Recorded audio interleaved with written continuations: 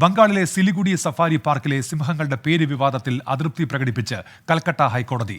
സിംഹങ്ങൾക്ക് അക്ബർ, സീത എന്ന പേരുകൾ ഇട്ടത് ശരിയായില്ല എന്ന് ഹൈക്കോടതി വ്യക്തമാക്കി. പട്ടിക്കും പൂച്ചയ്ക്കുമൊക്കെ ദൈവങ്ങളുടെ പേരാണോ ഇടുന്നത് എന്ന് കോടതി ചോദിച്ചു. പേരിട്ടത് ത്രിപുര സർക്കാരാണെന്നും മാറ്റാൻ തയ്യാറാണെന്നും ബംഗാൾ സർക്കാർ കോടതി അറിയിച്ചു.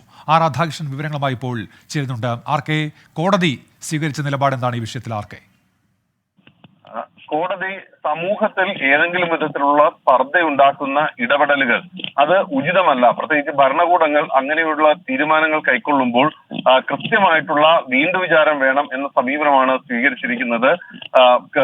ചില ചോദ്യങ്ങൾ കോടതി ചോദിച്ചു. ആ ചോദ്യങ്ങളിൽ ഏറ്റവും പ്രധാനപ്പെട്ടത് ഈ ദൈവങ്ങളുടെ പേരാണ് ഇവയെന്ന കാര്യത്തിൽ സംശയമുണ്ടോ എന്നുള്ളതായിരുന്നു. അക്കാര്യത്തിൽ സംശയമില്ല എന്ന് ബംഗാൾ മറുപടി നൽകി. അങ്ങനെയുണ്ടെങ്കിൽ ഈ പട്ടിക്കും പൂച്ചയ്ക്കും ഒക്കെ ദൈവങ്ങളുടെ പേര് നൽകാറുണ്ടോ എന്ന ചോദ്യമാണ്, അല്ലെങ്കിൽ അങ്ങനെ നൽകുന്നത് ഉചിതമാണോ എന്ന ചോദ്യമാണ് കോടതി മുന്നോട്ട് വെച്ചത്.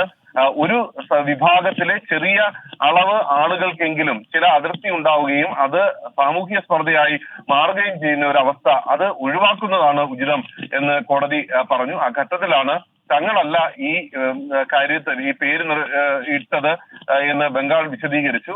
പേരിട്ടത് ത്രിപുരയാണ്. ത്രിപുര ഇതുമായി ബന്ധപ്പെട്ടിട്ടുള്ള രേഖകളും തങ്ങളുടെ പക്കലുണ്ട് എന്ന് ബംഗാൾ അറിയിച്ചു. ആ രേഖകൾ അവർ ഹാജരാക്കുകയും ചെയ്തു. തുടർന്ന് ഈ പേരുകൾ മാറ്റുന്നതിൽ ഏതെങ്കിലും വിധത്തിലുള്ള ഒരു എതിർപ്പ് തങ്ങൾക്കില്ല, ഈ പേരുകൾ മാറ്റാൻ തയ്യാറാണ് എന്ന് ബംഗാൾ ഉറപ്പ് നൽകുകയും കോടതിക്ക് ചെയ്തു. അങ്ങനെയാണ് ഇതുമായി ബന്ധപ്പെട്ടുള്ള നടപടികൾ ഇന്ന് പുരോഗമിച്ചത്. ഇതിൽ ഏറ്റവും പ്രധാനപ്പെട്ട ഒരു കാര്യം, ഈ കേസ് റിട്ട് ഹർജിയായിട്ട് പരിഗണിക്കാൻ സാധിക്കില്ല എന്ന നിലപാട് കോടതി സ്വീകരിച്ചു. ഹർജിക്കാരനോട് ഇതൊരു പൊതു താല്പര്യ ഹർജിയായി ഫയൽ ചെയ്യാൻ ആവശ്യമായിട്ടുള്ള നടപടികൾ സ്വീകരിക്കാൻ, അതിനാവശ്യമായിട്ടുള്ള സത്യവാങ്മൂലം അടക്കം സമർപ്പിക്കാനായിട്ടുള്ള നിർദ്ദേശമാണ് കോടതി നൽകിയത്.